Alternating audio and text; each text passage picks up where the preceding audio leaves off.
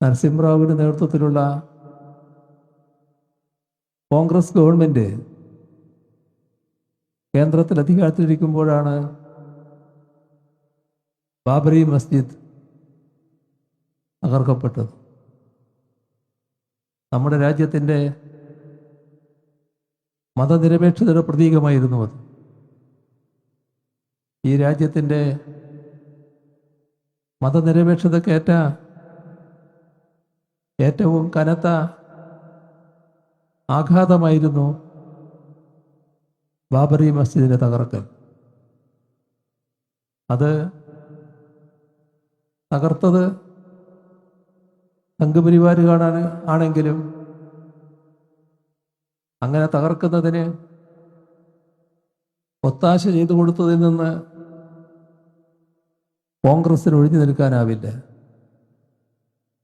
ഈ രാജ്യം ബ്ലാങ്ക് ചെക്കാണ്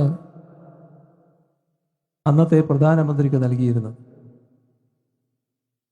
പ്രധാനമന്ത്രി വിളിച്ചു ചേർത്ത കക്ഷികളുടെ യോഗം ഏകണ്ഠമായി ഒരു പ്രമേയം അംഗീകരിച്ചു കൊടുത്തു. അത് ബാബറി മസ്ജിദ് തകർക്കുന്നത് തടയാൻ കേന്ദ്ര സർക്കാർ സ്വീകരിക്കുന്ന എല്ലാ നടപടികൾക്കും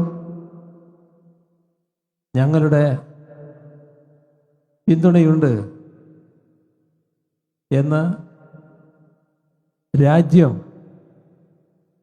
ഒറ്റക്കെട്ടായി പ്രധാനമന്ത്രിക്ക് എഴുതി നൽകിയ ഉറപ്പായിരുന്നു. പക്ഷേ ആ തകർക്കൽ ദിവസം തകർക്കുന്നതിന് വേണ്ടിയുള്ള സന്നാഹങ്ങൾ എടുത്തു വരുന്നു.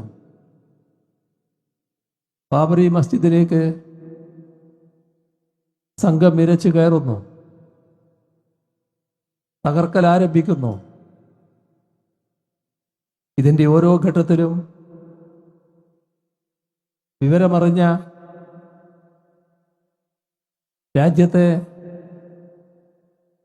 പ്രമുഖരായ മതനിരപേക്ഷ നേതാക്കൾ, അതിൽ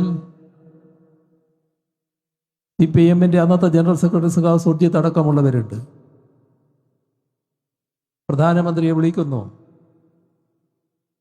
ആർക്കും പ്രധാനമന്ത്രിയെ കിട്ടുന്നില്ല.